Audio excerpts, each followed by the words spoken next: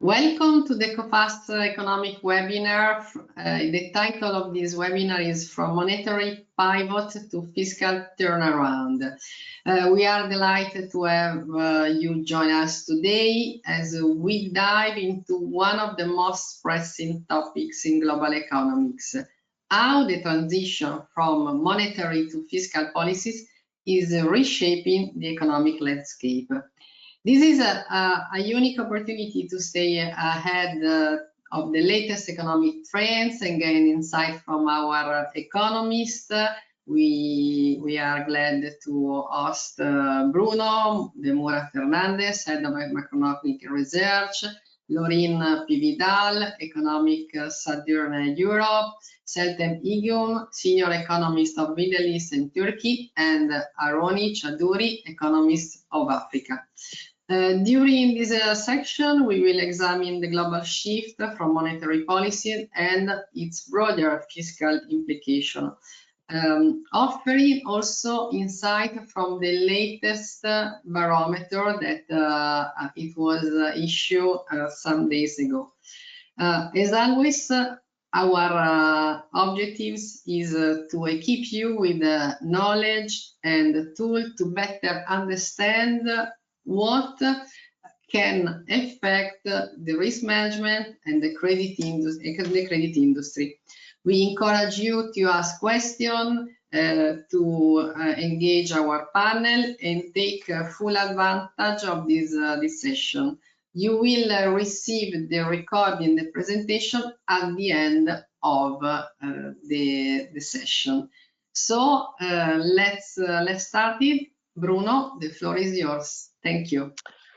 Thank you very much, Antonella. Good morning, everyone. Good afternoon, maybe for some of you.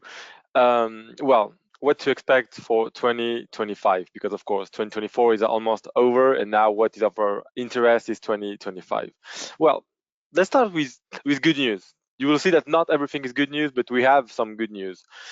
The first good news, I think, is that commodity prices are going down, or at least they are kind of moderating despite geopolitical tensions. Why? Because basically the equilibrium, the balance of commodity prices market is, let's say, tilted to downside. Because first, we have quite low global demand. I think this is the key point here, is that China is decelerating, the US are decelerating, and in Europe, industry and construction are not rebounding really.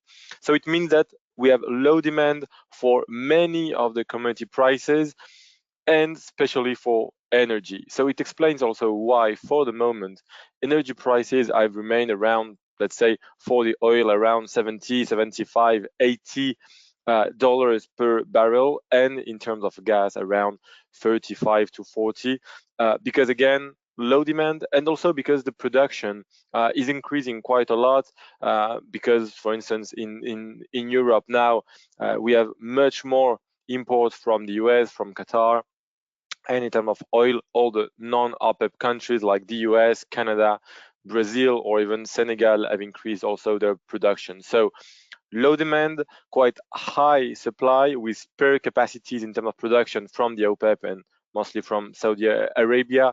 That's why so far the oil prices have remained moderated.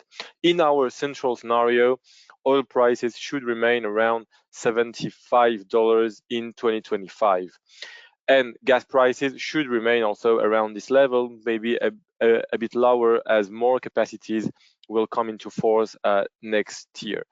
But of course, there is a risk, there is a major risk, of course, the geopolitical one and the Strait of Hormuz.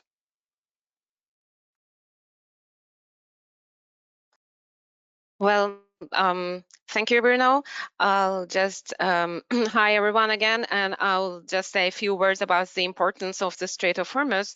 Well, this is the strait between the Gulf of Oman and the Persian Gulf, and it's a strategic artery linking oil producers in the Middle East to markets in Asia Pacific and Europe, and also North America. So the GCC countries export a significant portion of their oil through the straits, as well as Qatar's LNG, and so it serves as an important alternative to the Suez Canal for the oil trade in the Middle East. And around 1/3 of the oil that is transported through sea passes by this strait every day. So for years, this strait has played a central role in regional conflicts, and against the risk of closure, the countries have tried to diversify their way of transporting their commodities. And for example, in 2021, Iran has opened a new oil port independent of the Strait of Hormuz, which name is the Jask port, which is located at the eastern end of the Strait of Hormuz, but outside of the Persian Gulf. And the United Arab Emirates and Saudi Arabia have implemented new strategies to building up new pipelines. So if the situation worsens in the region, well, we should know that Saudi Arabia and its OPEC Plus allies have more than 5 million barrels per day of spare capacity that could make up for any losses of oil production in the global markets. There are also some other alternative roads, such as the Cape of Good Hope in South Africa, but also the what is called the Middle Corridor. So this is a new Silk Road, I would say, that could be a more direct and cost-effective option for the countries. However, of course, these alternatives would also pose some challenges in terms of costs and also in terms of delivery times for companies. Exactly. So that's why definitely here I think I wanted to stress that point is that, well, in our central scenario, basically prices remain moderated in terms of oil, of energy. But of course, if this rate is closed at a moment, prices could go much, much higher, especially in terms of oil, but also on gas. And then, of course, then it would threaten basically the decrease in inflation everywhere around the world. Because for the moment, what we are seeing now is definitely that inflation is decreasing basically everywhere. Because, well, thanks to the lower commodity prices, Eurozone, the US, but basically in all advanced economies and also in most emerging economies, inflation is back to the target here for the Eurozone and the US, back to 2%, even a bit lower in Eurozone.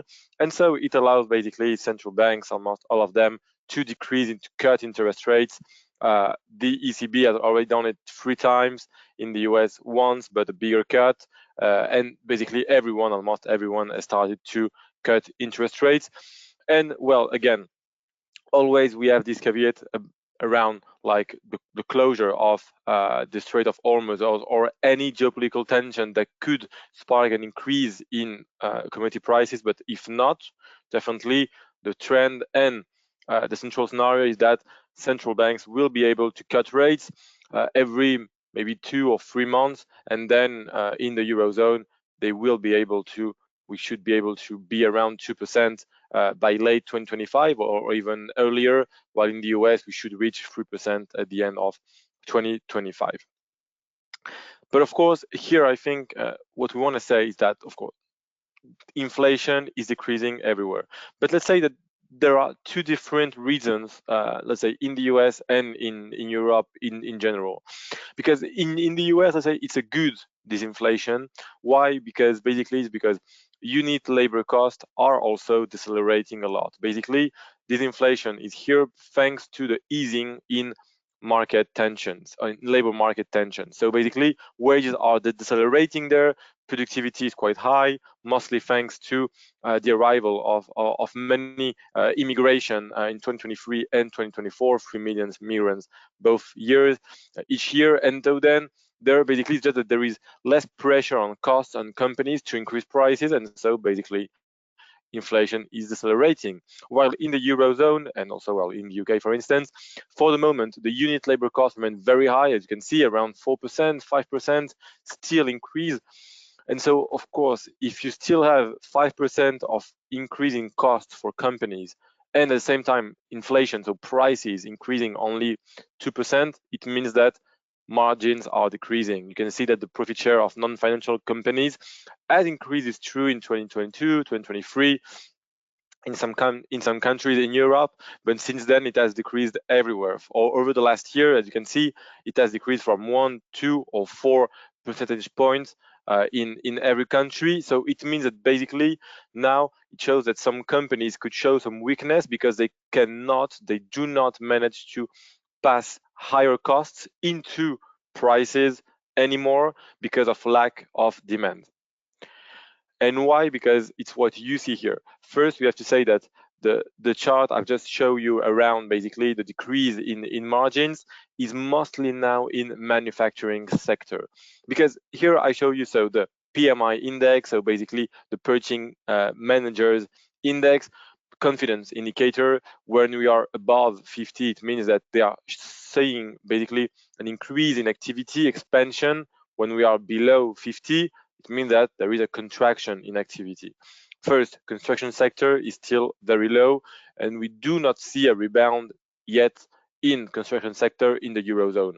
The manufacturing sector, as you can see, is also decreasing now.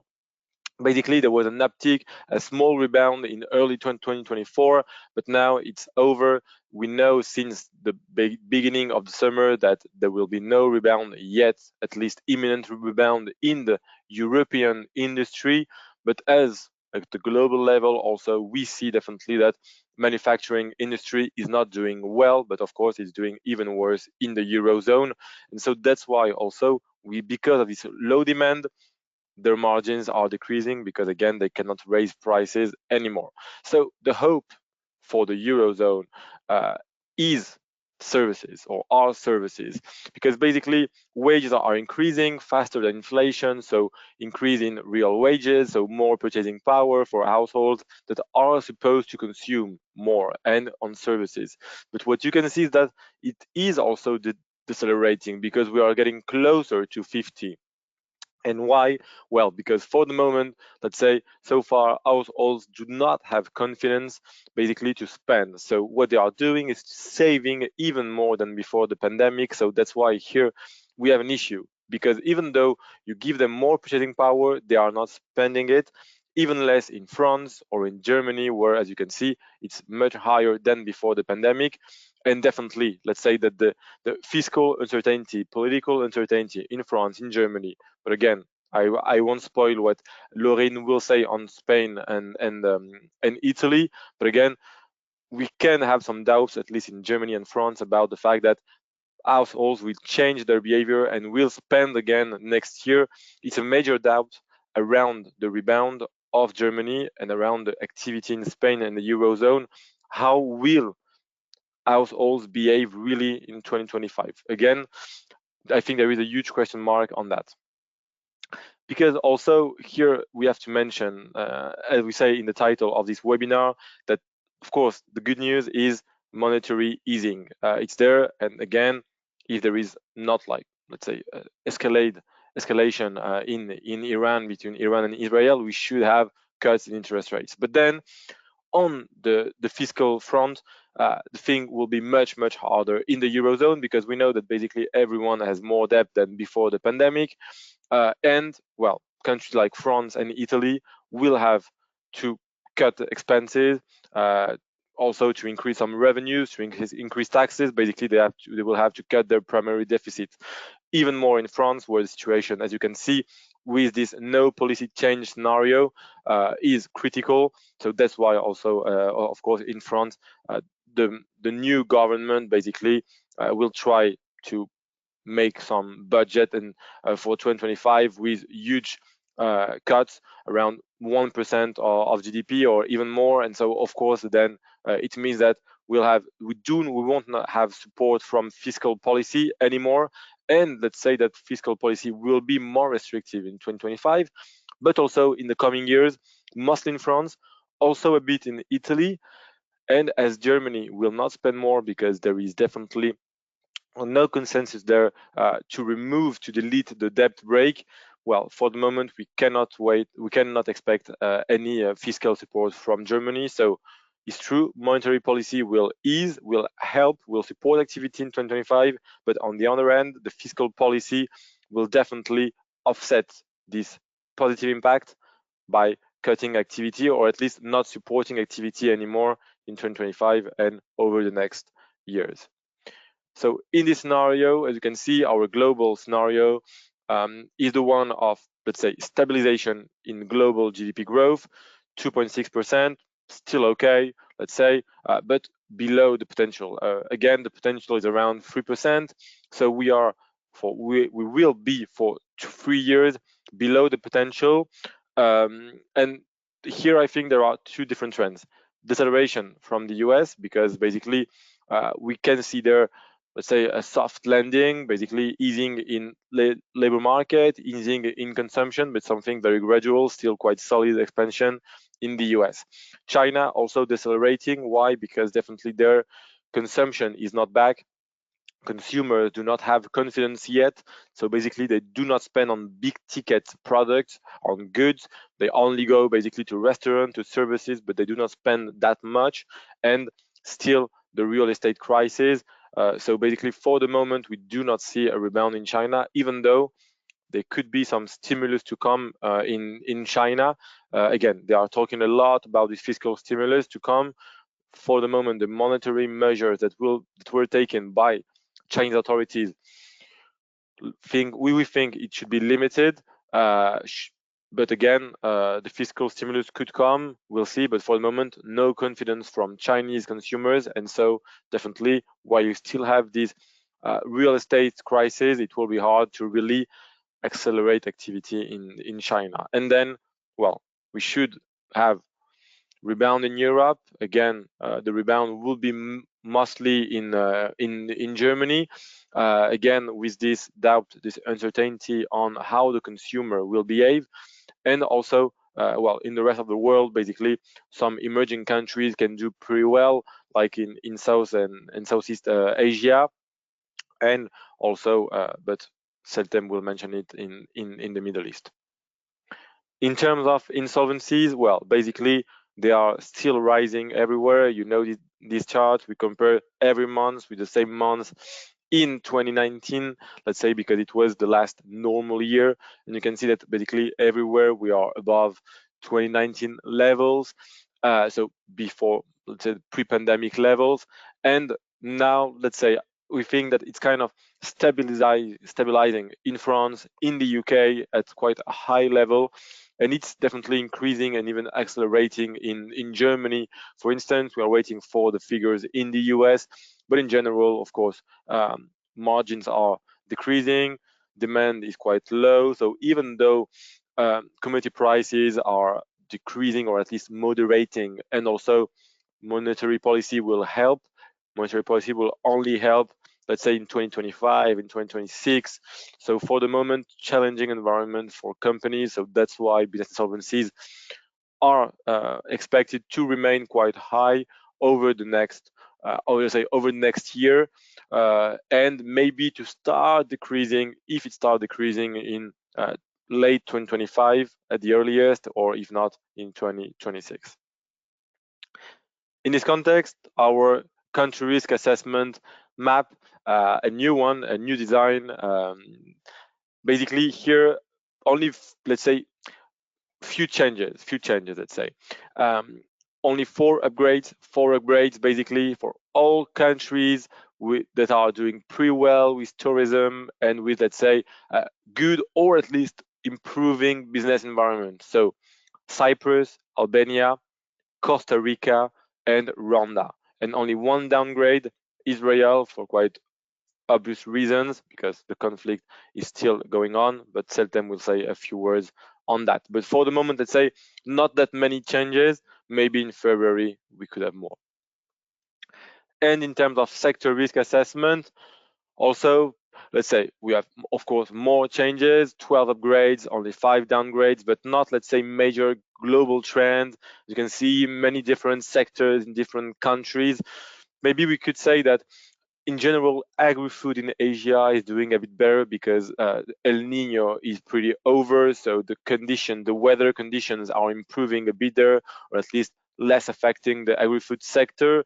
And then again, maybe in Spain, I mean, Laurine will say a few words on that, of course, and how Spain is doing better than the rest of Europe. But then there we have also upgraded 2 different sectors. But again, you can see very specific topic in every country and not, let's say, global major trend. Now I leave the floor to Laurine, so to focus on Southern Europe. So thank you, Bruno, and hello everyone. So now we will focus on the Southern European region by especially talking about Spain and Italy. So as we can see here, the last quarter, Italy and Spain both showed positive growth figures, but it has been more modest on the Italian side with a GDP growth of 0.2% compared to the first quarter of the year. So a slight decrease in pace after 0.3% in the first quarter. And as we can see in green, this modest but still positive growth was driven equally by household and public consumption after 2 difficult quarters for these 2 components. And on the other hand, we have the external demand that has been hit hard, especially by a decrease in good exports, in particular in capital goods, including transport equipment. And on the Spanish side, its economy confirmed its Olympic form with quarterly GDP growth of 0.8% in the second quarter, which is again above expectation. And once again, this steady growth was mainly driven by an acceleration in household consumption, with whose contribution and growth are even more important than in Italy.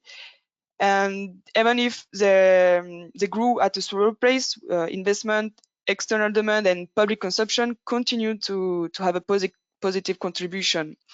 So as you can see, this last figure confirms the resilience of the Italian and Spanish economies despite the weak external environment, and this especially thanks to a resilient household consumption, and we still expect it to play a key role in the economic growth next year. So why do we see and still expect good figures in household consumption in Southern Europe? So as you can see here on the graph on the left, we observe a gradual improvement of consumer confidence this last month. And so this is due to the fact that households are reporting more positive expectations for the future, especially due to better employment and financial perspective, as consumers now face a lower and more stable inflation. But they see also at the beginning, the beginning of the easing of the central bank's monetary policy. But in both cases, the consumer confidence level remains below pre-war and pre-pandemic levels. And as we can see here on this graph, this increase of consumer confidence is more moderate in Italy, which explains why we have seen before that despite being recently positive again, household consumption is more subdued in Italy than in Spain. And this gap can mainly be explained by the difference in the recovery in purchasing power between the 2 countries over the past year. So as we can see with the blue column on the right, Spanish households have benefited from earlier and stronger growth in their real incomes. And this is first explained by the fact that Spanish experienced lower inflation in 2023, which was around 3% there, while it was almost double in Italy, as the country has been hit harder by the energy crisis due to its reliance on natural gas. And on the top of that, we have wages that were more dynamic in Spain than in Italy, but they are now starting to slow in pace. And so, but as we have seen with Bruno, we have to keep in mind that there's a kind of normalization of household saving behavior in all Europe, despite better purchasing power, with a rise in precautionary saving due to the uncertainty of the current environment. So at the end, it has led to saving rates at higher levels than before the pandemic. And Spain and Italy are not exception to this trend. So of course, we may wonder whether there is not also an effect of household expectation in terms of tax policy from their government, which should be less advantageous in the future after intervening during the pandemic and then to deal with the crisis, while they must now make some fiscal efforts. So apart from the resilience of household consumption, as we can see here with the PMI index, Spain and Italy are also benefiting from the resilience of the service sector that has also been observed at European levels, as we saw with Bruno before. And so this reflects first the change in the profile of household consumption in general, but also thanks to a strong tourism sector, especially in Spain, where we have in fact the southern economies that continue to benefit from the catch-up effect of the revenge tourism after several years of pandemic restriction. And for instance, international arrivals are breaking records in both countries. So for example, in Spain, the international arrivals are more than 10% above pre-pandemic levels in the first half of 2024, and they still continue to grow. And on the side of Italy, even if they are still above 2019 levels, we can see a certain stagnation for several months now, so which contributes also to this difference of strength in the service sector between Spain and Italy. And on the other hand, as we can see in light blue, the Italian construction sector remains in contraction territory, and there's caution that is called because the sector is mainly affected by the phasing out of the super bonus tax intensive. And on the industry side, we observe two different trends. In Italy, as in the rest of European, Western European countries, we have the downturn that continue to be confirmed. While in the case of Spain, it stay an exception and it show positive figures in the manufacturing sectors since the beginning of the year, thanks to a solid increase in both output and new orders. So when we dig a bit into this, we to better understand the performance of Spain, we realize that Spain is especially overperforming in the energy-intensive sector compared to with the rest of Western Europe. And as we can see on this graph, most production in the energy-intensive sector have more or less returned to pre-pandemic levels, or has already exceeded them. And on the other hand, is not the case in the Eurozone as a whole, where they are still around 10% below pre-pandemic level, and they don't really show any sign of recovery yet. So what can explain this better performance from the manufacturing sector in Spain, especially for energy-intensive sector compared with the euro area? Simply because Spanish companies benefit from lower electricity prices compared with other major European countries. But what can explain these differences at a time when all Europe is just emerging from an energy crisis? So on the one hand, we have Spain that was less exposed to Russian energy imports compared with other European countries, but it's also thanks to the recent increase of renewable sources in its electricity generation mix. Indeed, Spain has made significant progress in diversifying its production sources, and for the first time, the country generated more than half of all its power from renewable energies in 2023, which is mainly composed of wind and solar production. And this electricity coming from renewable sources is more affordable than from those of fossil fuels. So in the end, Spain has lower wholesale electric prices, even compared with France this year, while as we can see on the graph on the left, France industrial electricity prices were around 15% cheaper than in Spain in 2019, but today they are about 15–20% more expensive than in Spain. And when we compare with Germany and Italy, that has been harder by the energy crisis due to the higher reliance on gas or even coal in the case of Germany. The advantage of industrial electricity prices of Spain was even more pronounced.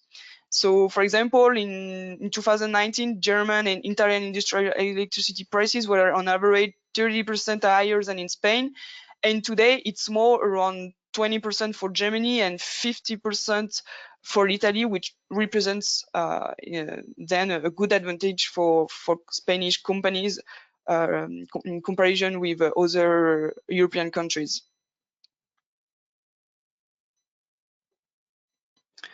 So you can change the slides, Bruno.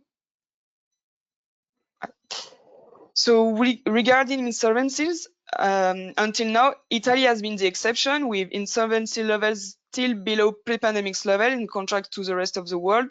But as we have seen previously with Bruno, and as we can see on this graph, there has been a sharp acceleration this last month. So now insolvencies in Italy are back above pre-pandemic levels. And this trend is expected to continue, as in many countries, given the weak external demand and the historically tight financial condition, and the fact that companies are facing historically high inputting costs despite the general fall in raw materials prices from their peak in 2022.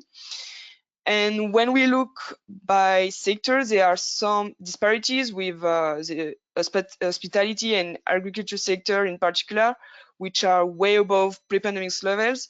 But once again, overall, insolvencies are rising sharply in all sectors, and they are now all more or less back to 2019 levels at least.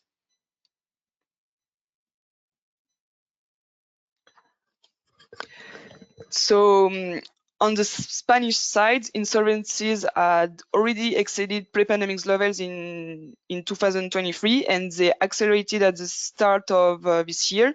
Although we see a slight stabilization in the second quarter compared with the first one, they remain way above pre-pandemic level, or even above last year levels. And when we look insolvencies by sectors, we still observe some disparities between them, and particularly in the hospitality and manufacturing sectors, but all major sectors are now above 2019 levels. And we still have to keep in mind that when we look at these insolvencies by turnover, we continue to see similar trends, with the majority of the insolvencies involving small companies more than bigger companies. So as you can see, we still not have the figures for the third quarter in the case for Spain, but they should be available in mid-November. So we need to keep a close eye on the evolution, obviously. So now I will let you in the hand of my colleagues Seltem and Aroni, who will talk about what's happening in the other side of Mediterranean. Thank you so much, Laurine. So I will take from here about Turkey first. So yes, the Turkish economy is currently experiencing a marked slowdown, mainly due to the sharp tightening of monetary policy and financial conditions since June 2023.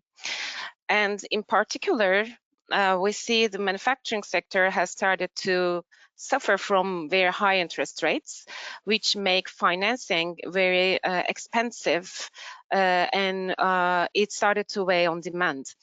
And in line with the shift towards a more traditional approach from the authorities, the Turkish Central Bank hiked its policy rate from 8.5% in June 2023 to 50% in March 2024 to counter inflationary pressures, basically. But the rise in interest rates on loans to around 20% at that period to around 70% caused a contraction in the manufacturing sector by around 1% between January and August 2024 from a year earlier.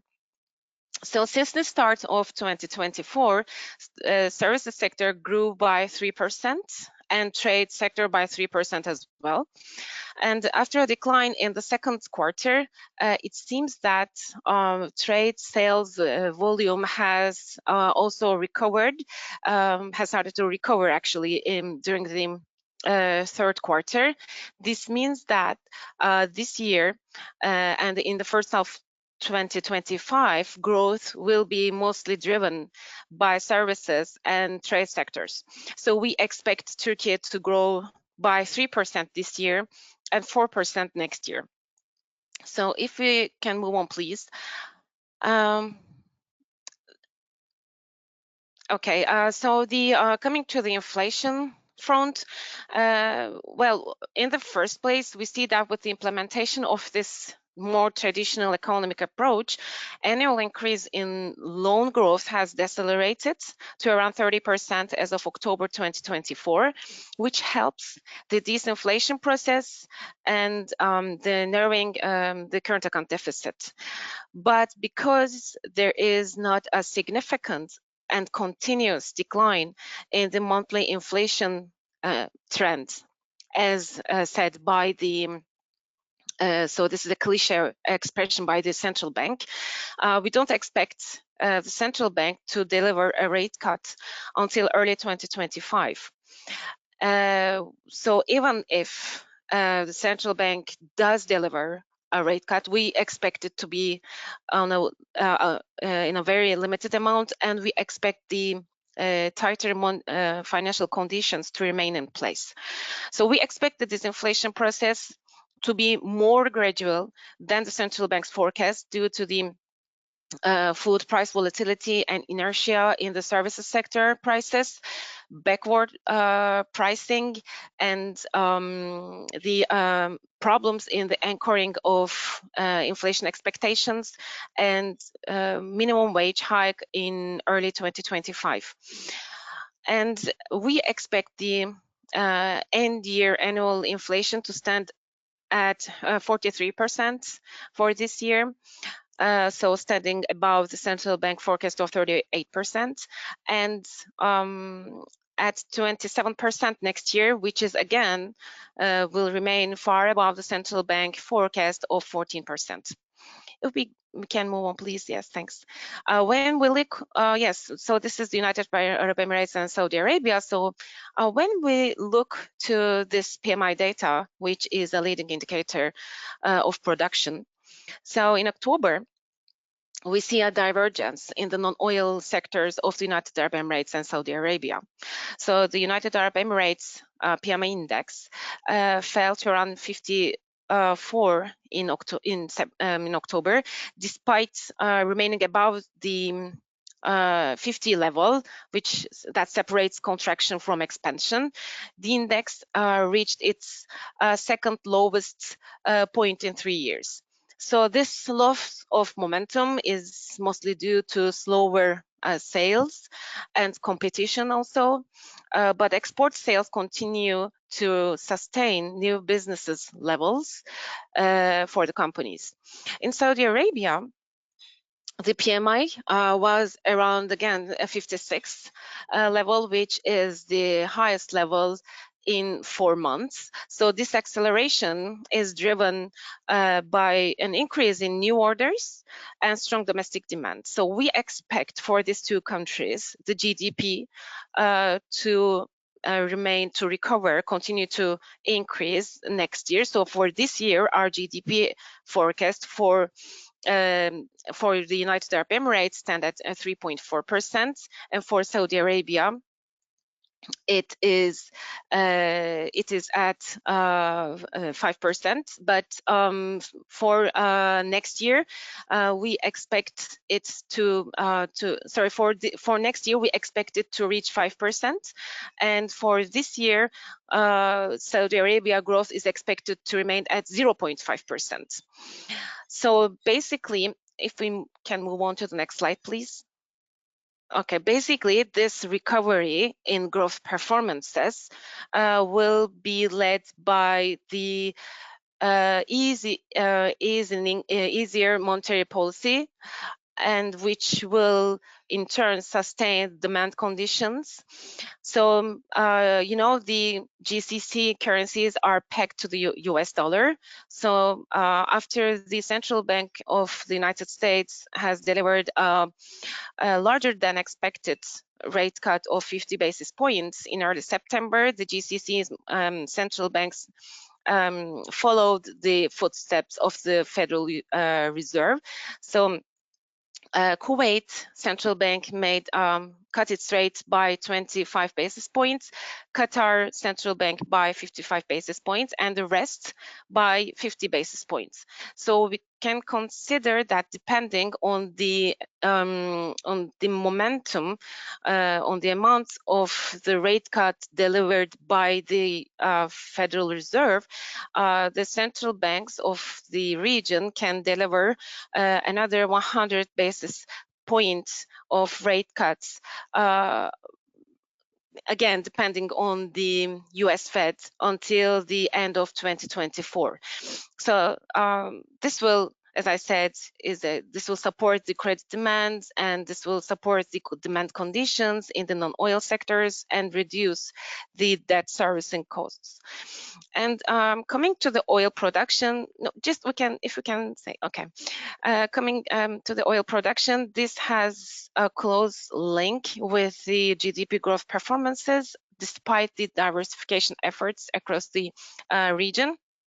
So we know that recently the OPEC Plus group has decided to delay the return to the market of the 180,000 barrels per day of oil that has been removed from the market actually during last years. So normally this sum should have been returned to the market in October, but apparently it will return to the market in November.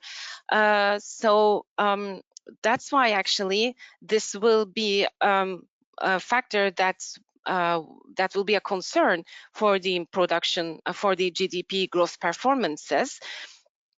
So for this reason, we revised down our GDP growth forecast for Saudi Arabia for 2024, but we expect the country to recover, as I said earlier, during 2025, mainly on the back of higher oil production and looser monetary policy, and this even though energy prices remain low. So now we can move on to the next slide. Thank you. Coming to the Israeli economy, we saw that the growth softened during the last quarter of 2023 and the first half of 2024, and we consider the growth should expand slowly during the rest of the year due to the regional expansion of the conflict and tight monetary policy amid inflation risks. Economic growth is expected to accelerate only gradually in 2025, owing to a recovery in the private consumption and investments. So the recovery in private consumption will be mostly supported by the historically low unemployment rate and by wages that increase faster than inflation. And the inflationary pressures are expected to remain in place, as you can see on the second graph. And the monetary policy is expected to be tight, at least during the first quarter of 2025. Well, the economy will continue to face challenges due to the supply chain constraints, which are contributing to the inflationary pressures and leading the central bank to exercise caution in considering further monetary policy easing. The budget deficit is expected to remain wide to around 6% of GDP next year. And we need to say that any further intensification or expansion of the war would cause an increase in production costs for manufacturers and constructors. Tight financial conditions and the war are expected to keep pressure on corporate profits, particularly in the ICT and construction sectors, thereby increasing non-payment risks for the companies. Thank you so much for your attention. Now I'm going to leave the floor to my dear colleague, Aroni. Thanks, Seltem. Hello, everyone. So for the outlook on Africa, so first of all, a general outlook, and I would say that it is now quite positive because we do see a rebound on the African continent in 2025, which is moving closer to the potential, which is between 4 and 4.5%. Now, there is still diversity in the growth outlooks, but generally the good performance is broad-based. It's both resource-intensive and non-resource-intensive economies that will grow at quite fast paces. Although there will be a difference between commodity exporters, which will generally have a slower growth rate than countries which are more diversified, simply because commodity exporters are more vulnerable to external shocks and to lower commodity prices, which we do expect going into next year. So we talked a lot about monetary policy and fiscal consolidation. Disinflation on the African continent is also underway, except in a few countries, and we'll cover one of those. But generally, you also have a loosening of monetary policy. However, on the fiscal consolidation part, I mean, it has begun in the African continent like since 2022. It will continue, and obviously it will pressure growth. Debt sustainability for numerous countries remains a point of risk, especially because some countries that contracted loans or issued bonds in 2023 and 2024 did it at high interest rates and also at short maturities. So there will be pressures regarding debt servicing. If you look at foreign exchange reserves, it's true that the dollar will weaken a bit in link with the monetary easing on the Fed. So this will alleviate some depreciation pressures on African currencies, but still, due to the external imbalances in most of these countries, we will still have pressure on foreign exchange reserves, and they will rebuild only at a very slow pace.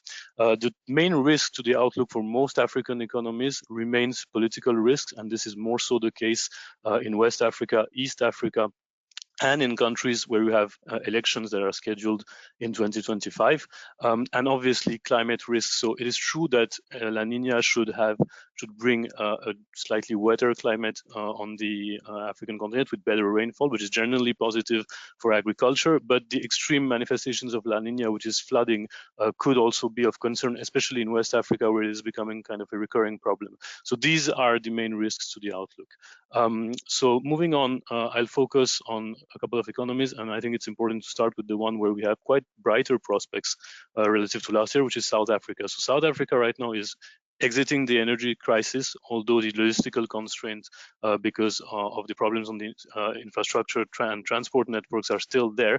But there has been no power cuts in the country for close to 6 months now, which had not happened in years. And this is actually now having its positive impact on growth. So you can't see it yet on the second quarter because growth remains quite low, but you can see the signals. And the first signal is that you can see this large contribution of services, which means that basically South African consumers are actually being able to go to malls, go to places, and being able to consume because there is reliable power supply. The industries as well have better power supplies, although like in the rest of the world, and especially for South Africa, which is an open economy, they remain limited by weak demand, both domestic and global demand. So that's why you can see that large exporting industries and some mainstays of the South African economy, like agriculture and mining, are still underperforming due to this weak global demand, but also due to these logistical bottlenecks on rail networks and ports especially. One thing that is to be said is that generally the level of confidence in the South African economy has improved thanks to this improved economic outlook, but also because of the political transition. So now we have this government of national unity between the DA and the ANC, which was the preferred outcome by the market in terms of the election results, because this government also actually has a more business-friendly agenda and will try to push through reforms aiming to correct some of South Africa's really strong structural imbalances, especially in terms of infrastructure in energy, transport, and utilities. For now, it's holding. It is expected to hold. Obviously, it's the first coalition government in South Africa, so there are still problems within making compromises on some policies. But for now, the signal to the market is generally positive, and that's why we expect the outlook to improve quite significantly this year already, but also next year and going into 2026. Now, if we move to Egypt, obviously we talked about pivot from monetary policy to fiscal consolidation. Egypt is a case where both are in place because it's part, obviously, of a general broader policy shift. So one thing that is to be noted for Egypt is that the country was in quite a strong balance of payment crisis in 2022 and 2023, and that was solved by an exceptional amount of funding that Egypt received. So it's around $50 billion, which is over 10% of its GDP, 35 billion from the UAE, 8 billion from the World Bank, from the IMF, 6 billion from the World Bank, and some more extras from the EU and other development banks. This exceptional funding and just the amount and the speed at which it was released is also linked to the geopolitical situation, because at that point the situation in the Middle East was deteriorating and Egypt has a fundamental geostrategic role in the region, and that is why it was kind of in this too big to fail scenario where the Egyptian economy had to hold in order for more stability in the region. And that's why they got so much financing. However, there was some conditionality, especially on the IMF part, which actually drove the rest of the financing. The three main points being the floating exchange rate, which is the case here. You can see that after strong devaluations, the pound is now floating and is closer to its real value, because the gap between the parallel and official exchange rate is actually really low right now. And then obviously fiscal consolidation as part of most IMF programs, as well as the privatization of state-owned assets. So basically the goal of a policy shift, especially when you're talking about exchange rate regimes combined with fiscal consolidation, is to attract capital in the medium term. But it has a cost in the short term. Bruno, if we can go into the next slide. The short-term cost obviously is, yes, I mean, we know that fiscal consolidation has a negative impact on growth. However, for Egypt is also the tightening of monetary policy that is required when you're shifting from a fixed to a flexible exchange rate regime, because you have to control the spike in inflation that you can see here, and you also have to be able to protect your currency. And so in Egypt, obviously, there was a very sharp monetary tightening, which had an impact on growth. Especially here, you can see a slowdown in consumption. You can see the negative contribution of public spending, and also generally slower growth rates now than what they were even in the pre-pandemic level. But the whole goal of this is obviously in the medium term to attract capital flows and then have a stronger and more stable growth momentum. So the outlook for Egypt is rather positive, because this exceptional financing will cover their financing needs for the 3 to 4 next year. So there should not be any more problems in terms of foreign exchange reserves and access to foreign exchange on the Egyptian market. But the growth rates will be generally slow, although if this inflation remains on track, and that will also depend on how fast they remove some subsidies, then in that case, by the end of next year, we'll see the first signs of easing, although monetary policy in Egypt will remain restrictive. So we'll have kind of slow growth for Egypt standards in the 2 next years, but then we might also have more influx of capital. Finally, I wanted to finish with Kenya, because this is also a country in which fiscal consolidation is important, but here it's a slightly different take. So first of all, we have to say that Kenya is one of the more dynamic economies on the African continent. It's one of the frontier markets, so it's between this place between developing and an emerging market. It has an emerging middle class. It has got a diversified economy with tourism. It is also promoting infrastructure development to improve the business environment. The current government is also pushing business-friendly reforms to enhance private-public partnerships. So there's a lot of good things going on, and generally it's a country with solid growth rates. Kenya's main weakness is obviously its public accounts, and especially in terms of external debt, which also pressures its external deficit. So Kenya has implemented fiscal consolidation, is in an IMF program, has managed also to get access to financing when there were doubts on their capacity to repay their external debt, although it was once again at short maturity, around 7 years, and high interest rates over 10%. But in the case of Kenya, the fiscal consolidation that is being implemented is met by social tensions. And this is a very crucial point for countries in Africa, is that when you implement fiscal consolidation, but your population has a rather bad perception of your governments and of the authorities, because corruption is high, because the use of public money is perhaps not very good. Well, in that case, when you try to implement fiscal consolidation and there is a strong political opposition, which is the case in Kenya, that can lead to social turmoil, and it's exactly what happened in the country in June, and which is why they had to withdraw some of the consolidation measures, especially tax measures that they had implemented. So it is necessary for Kenya, which is once again an economy with good prospects, to kind of solve the problems regarding its public accounts. But we have to keep in mind that although fiscal consolidation might be what is needed in terms of restoring macroeconomic balances, it also has to be implemented and adjusted properly relative to the country's population and the perception that they have of measures that basically impact their cost of living and just their quality of life. So that is why Nigeria is also another case where there were social protests. So in some African countries, fiscal consolidation already kind of limits the growth potential, but can also lead to social turmoil, and which is one of the tail risks in terms of political risks. So always to keep in mind. I'll end here, and I guess that will go to questions.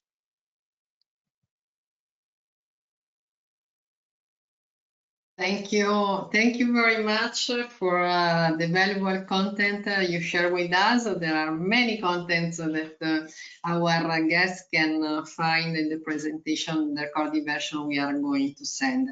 So now it's time to question and answer, and I would like to start with Bruno. Bruno, the race for White House is ongoing. The financial market are separated with someone that split it between concerned and optimistic. What is your view, and which impact could this election have at the global level?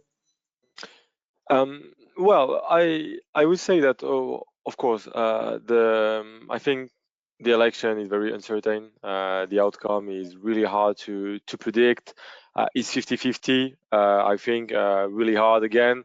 But what we can say is that basically, if Donald Trump wins the election, we can definitely expect, at least according to his campaign and his program, economic program, is that they will spend a lot. They will basically decrease, cut taxes. They will increase spending, and so basically it will basically do the double of deficit than Kamala Harris. So basically double in terms of spending, and so well. With that, you will have some protectionist measures with U.S. tariffs on, for instance, Chinese goods. You mentioned 60% of tariffs on Chinese goods. 10% or 20% for some countries or the rest of the world. And so basically it means higher demand, more spending, and at the same time maybe lower supply or more expensive supply, as you are putting tariffs on imports. So, well, maybe more inflation, I would say. It could be more activity, but I think mostly more inflation in the US. And so it could be also, I think it's a major risk for the Fed to cut rates. It could be that the monetary easing from the Fed will be maybe a bit slower or even suspended if Donald Trump is elected, and that he really spend as much as he is promising to, and if really also impose tariffs on the rest of the world. But in any case, I think yes. I mean, and for global economy, I would say, of course, then it depends. If you really impose tariffs on the rest of the world, well, then it means that, of course, it's bad for everyone. Maybe even mostly for Europe. We know that for some countries, like even Germany, they export to the US, and of course, trade tension between the US and Europe, along with also, of course, with China, will definitely hurt global GDP growth. But again, also, it's not only about economics, also in terms of geopolitics. Again, Donald Trump is unpredictable, so it's really hard to know how would be the outcome in Middle East, in Russia, in Ukraine, also with China. So yes, I think that definitely it's a very uncertain outcome of these elections. And let's say if Kamala Harris is elected, it should be business as usual, the continuity with what Joe Biden has been doing. But if it's Donald Trump, definitely it's even more, let's say, uncertain. What is sure that the world is waiting for this result. We are all Laurine, waiting. It will be a long night. Yes, night. everyone is waiting. Laurine, Italy and Spain are among the European countries the one with the highest public debts. What can be expected in terms of fiscal consolidation in the coming budget? So yeah, it's a good question given the large deficit in both countries in recent years, especially in Italy, which has been put under the so-called excessive deficit procedure by the European Union, like in France or Belgium, because Italy recorded a much larger budget deficit than expected last year, around 7% of GDP. And for now, the Italian government has presented a draft for its budget 2 weeks ago, more or less, and it presents quite positive objective by forecasting a deficit of less than 4% this year and by reaching the target of 3% by 2026.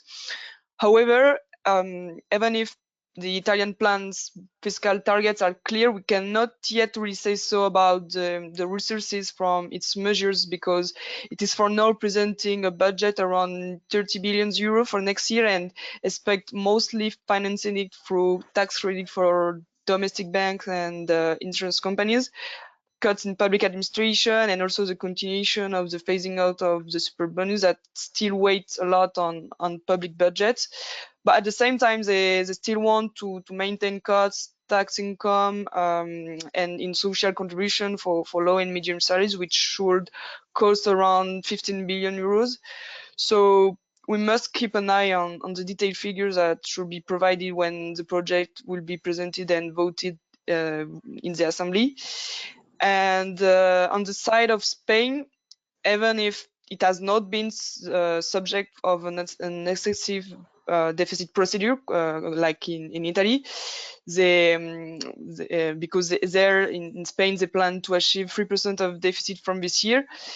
When we talk about its budget for next year, it's all a blur at the moment, because the Spanish government relies on a fragile coalition, and it faces pressure from hard left Podemos party, but above all from the Catalan pro-independence party Junts.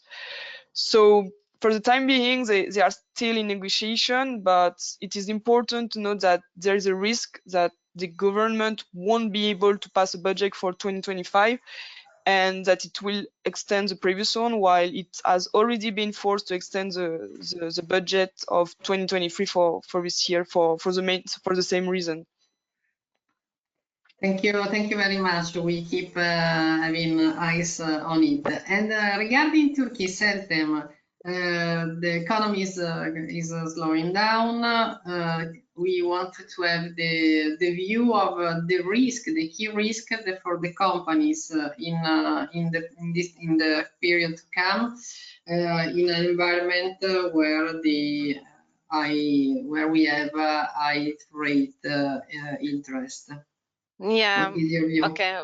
Yeah. When you say high interest rates, automatically I think about Turkey. So yes, the interest rates are high, and as long as the central bank will not see this significant and continuous decline in the monthly trend of the inflation, we expect the rates to remain at a high level.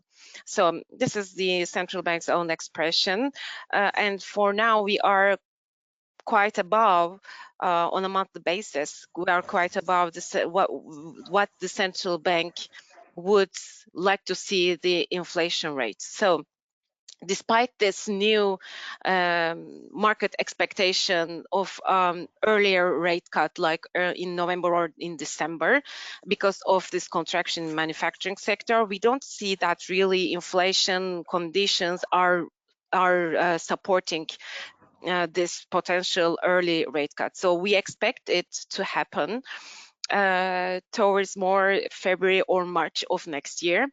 And because even though the annual inflation is decelerating, well, there are a lot of factors that still represent an upward pressure on the inflation for Turkey. So, for example, this is the price inertia in services, or the price hike in education sector, and etc. So the decline in production costs have so far helped to reduce the inflation on goods, but in services there are still some pressures, like everywhere in the world. though. Yes. So the companies, well, this high level of financing costs will be an issue for the companies next year as well as it was this year, and slowdown in the domestic demand conditions, particularly coming from the middle and low spending classes, because the upper end group that have the greater income compared with the rest of the population is already capable of spend on everything. So there will be quite isolated from this tighter monetary and fiscal policies. So with an environment of high interest rates, lower demand conditions, yeah, although decelerating, but yes, elevated inflation, we expect companies to see their still some deterioration in their financials during the first half of next year. But with the recovery in Europe from the second half onwards, we consider that the situation will improve, and coupled with the policy rate cuts, so this will give a piece of air, fresh air to the companies. Thank you, Seltem. The inflation was really a problem since many years now in Turkey. So it's a challenge for the companies in Turkey and the one also that export to Turkey. Let's go with the final question to Aroni. Aroni, you illustrated risks in African countries, but there are also many opportunities, and these economies are really attractive for foreign partners. Tell us something more. Yeah, so basically, I think that right now, and even in the past years, like we have really noticed, like that the interest for companies and investors on the African continent is generally increasing, and that is going way beyond natural resources, which is kind of the usual suspect when you talk about the African continent, right?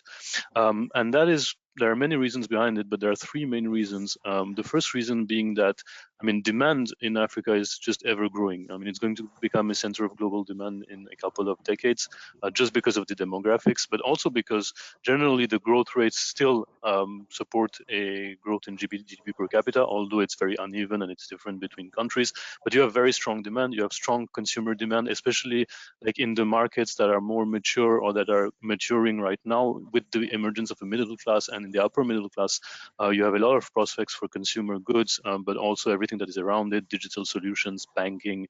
So that is, first of all, a category of companies that will always benefit from this strong demand, and a stronger demand, in fact. Secondly is that you have to consider that it's a continent that still has very large infrastructure needs, and urbanization is very strong. So for instance, we were saying that, yeah, you know, construction in Europe is in the doldrums. Construction in Africa is very, very strong, because obviously you have the need to build a lot, and there's a lot of investment, both public and private, in many countries that are spurring construction, but also around the transport networks, also around energy. So in all companies that work in these industries or around these industries, so for instance, you have automotive companies in trucks, for instance, around mining sites that are looking at prospects in many countries, especially countries where you have the diversification of even of commodities. So let's say oil exporters that are looking at minerals, well, that creates momentum. And the third reason is linked to what I said, is the general policy shifts that are happening in some countries. So although the past years of successive crises have been very hard on the African continent, and will take many years to be corrected, as we saw, some countries now have initiated large policy shifts that were needed for a very long time, just so that they can increase their attractivity, and especially their attractivity to capital. So I talked about Egypt, but even South Africa is a very interesting case, because the policy shift, and here it's more on systemic reforms on the infrastructure networks, this is something that was needed for the country for past over a decade now, and that is now starting to take form. And if this is pushed through, so under the condition of sound governance, suddenly you have markets that become attractive again. So let's say that in a couple of years, South Africa grows at 2.5 or 3%, it becomes a very, very attractive market because it's already quite mature. But it's also the case for other markets, let's say Ghana, which is now coming out of the restructuring, or Cote d'Ivoire, which has very strong fundamentals. So all of these policy shifts, and especially the ones that are aimed to integrate the private sector more, are attracting companies because they're incentivized. So the combination of this makes the continent, I think, increasingly attractive. It's still difficult to navigate in some cases, but I think that generally the perception is that, yes, there is business to do in Africa, and there are more companies that are actually willing to go there. Thank you very much. Thank you all for your participation. At Coface, we have supported the growth of companies and helping them to navigate in uncertain, volatile environment. So Coface is a leading player in trade and credit insurance. I remember you that you can find all our studies in all our websites that are full of information. So feel free to contact us if you need more info at economic level or business level, and you will receive the recording and the presentation at the end of this event. I would like to thank you, our economists, for their valued content, and see you at the next webinar. Thank you very much to all for attending. Thank you very much. Thank you. Thank you. Bye-bye. Bye-bye.